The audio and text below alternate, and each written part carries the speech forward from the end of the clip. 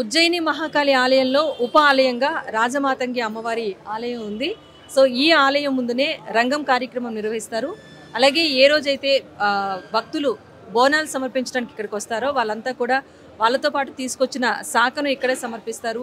అమ్మవారికి నైవేద్యం రూపంలో తీసుకొచ్చిన వాటిని కూడా ఈ అమ్మవారి ఆలయం ముందే సమర్పిస్తూ ఉంటారు.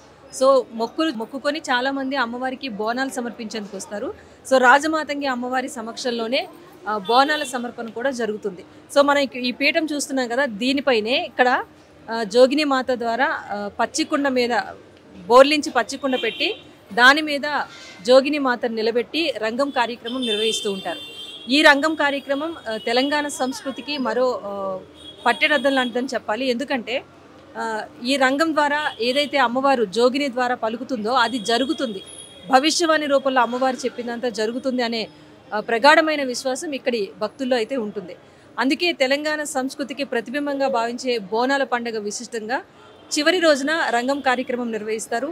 ఆ కార్యక్రమం ద్వారా భవిష్యవాణి తెలుసుకొని ఆ సంవత్సరాంతా కూడా ఎలాంటి పొరపాట్లు జరగకుండా, ఎలాంటి కష్ట నష్టాలు కలగకుండా అమ్మవారు కాపాడాలని భక్తులంతా కూడా కోరుకొని ప్రత్యేకంగా పూజలు నిర్వహిస్తూ ఉంటారు.